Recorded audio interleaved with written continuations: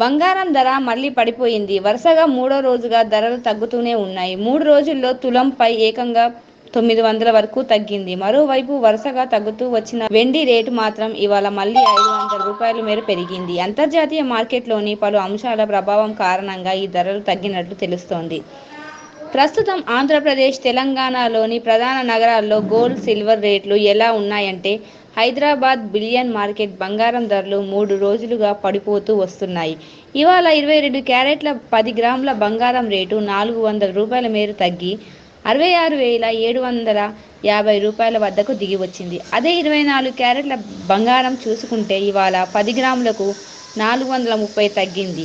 దీంతో తులం రేటు రూ. 72,820కు దిగివచ్చింది. కేజీ వెండి ధర రూ. 90,800 పలుకుతోంది. విజయవాడలో సైతం ఈ రేట్లే కొనసాగుతున్నాయి. విశాఖపట్నంలో కూడా ధరలు ఈ విధంగానే ఉన్నాయి.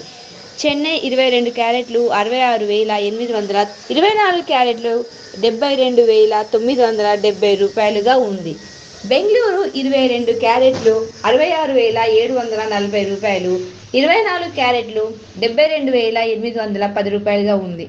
అంతర్జాతీయ మార్కెట్లో బంగారం ధరలు కదలికల ఆధారంగా దేశీ మార్కెట్లో కూడా పసిడి రేట్లపై ప్రభావం పడుతుందని బులియన్ మార్కెట్ నిపుణులు పేర్కొంటున్నారు.